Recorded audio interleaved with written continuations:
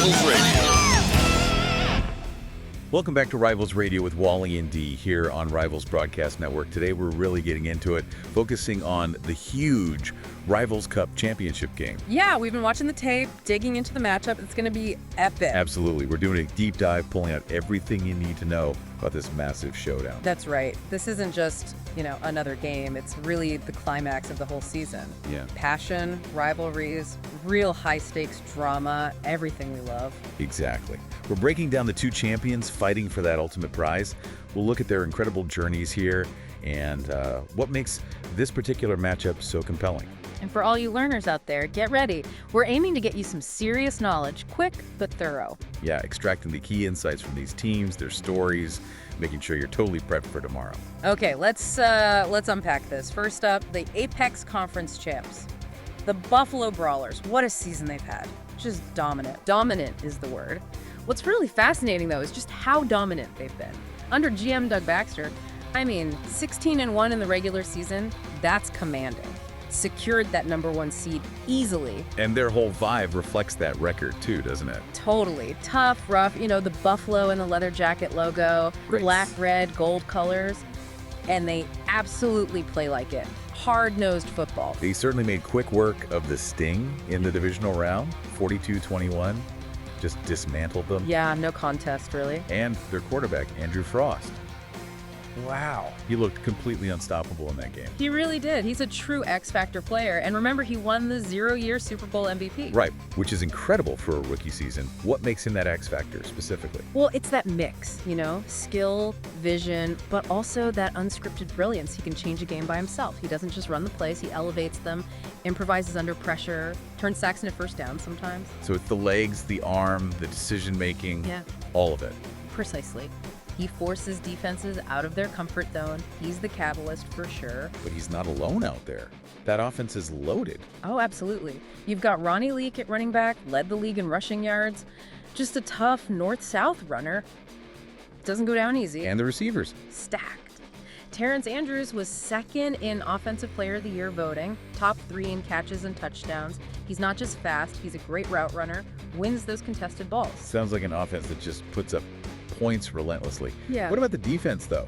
You don't go 16-1 without D. True, and they're just as formidable on that side. Greg Looney was second in sacks, second in DPOI voting. He anchors that pass rush. He really does. Doesn't just rely on power. He's got moves, smarts.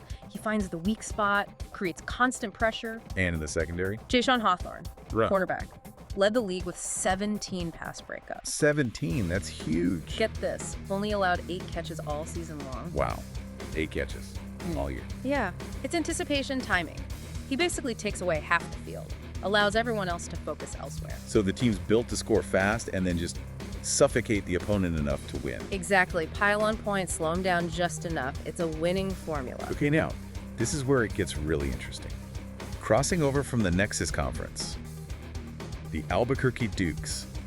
Talk about an underdog story, defying everyone. Right. If you connect this to the bigger picture, the Dukes, under GM Walt Shelby, they finished 8-9. Just barely snagged the Nexus West title. 8-9. Uh, And they're in the Rivals Cup. It's wild. Their team vibe is unique too. That angry rabbit logo, orange and yellow colors, scrappy. But their playoff run, it's been nothing short of miraculous, truly. Started in the wild card round, right? Huge underdogs. Absolutely. And Smokey Smith, the QB, comes up with late game heroics. They win a thriller, 37-34. Just finding ways to win. Then divisional round, they host the St. Louis Rhinos, who everyone thought would roll. Yeah, the Rhinos were heavily favored. And the Dukes just shock everyone. 28-10, shut down that potent offense completely. How'd they do that? Their run game just took over. Pollard was relentless, controlled the clock, ground them down. Defense played lights out. So this raises the big question, doesn't it? How does an 8-9 team suddenly flip the switch like this? Yeah, how does this team, with what you'd call an opportunistic attack, manage such a turnaround? Well, players have stepped up. Wide receiver Matt Reeves has had a great year, adds that dynamic threat downfield. Gives them a different dimension. For sure. But the real X factors might be on defense. They've got ball hawks, Like who? cornerback DeAndre Gregory, and safety James Brown. Brown is like a throwback. A bone-crushing safety, think Ronnie Lott, Ed Reed maybe. Wow, high praise. Well, he earns it. Yeah. Both he and Gregory tied for the league lead in interceptions. They take chances and they make plays. So they feed off turnovers. Totally. This team takes shots when opponents are reeling, and they cover for each other. If the D-line isn't getting pressure, the secondary holds up. It's complementary football. At a really high level right now. And remember, they played the Brawlers earlier this season. Oh yeah, how'd that go? Lost 27-7. But you gotta believe they learned from that. They are not the same team now. They've found their identity. Okay, so let's put it all together. Tomorrow's Rivals Cup Championship. What's the story? It's the classic clash, isn't it? The Duke's opportunistic D and that power run game. Against the Brawlers' absolute fireworks offense and that really stout defensive line. Exactly. The biggest question, the real million-dollar question, is can the Duke's defense slow down Frost and that Brawlers offense, even a little? Because the Brawlers don't make many mistakes for the Dukes to capitalize on. Precisely. The Brawlers protect Frost well, so Gregory and Brown, they need to be perfect. Not just hunting picks, but locking down receivers. And flipping it around. How do the Brawlers stop the Dukes' run game, which has been so key for them? That's the chess match.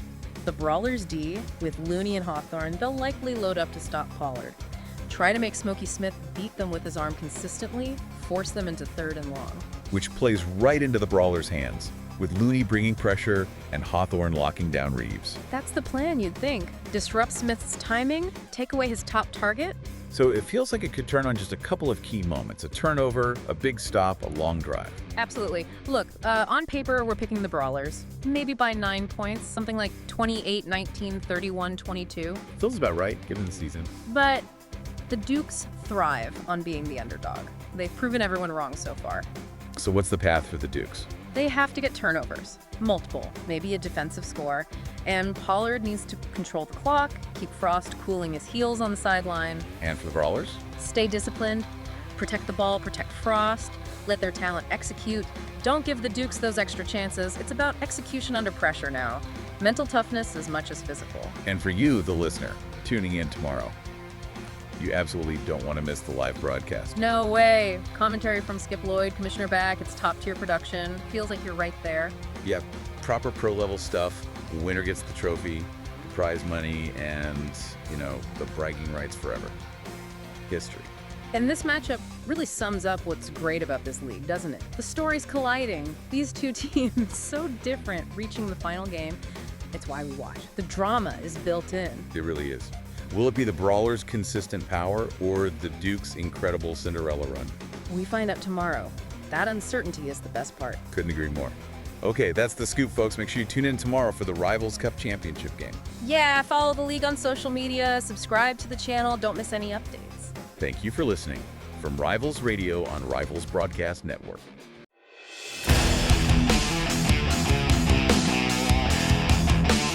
It's Rivals Radio.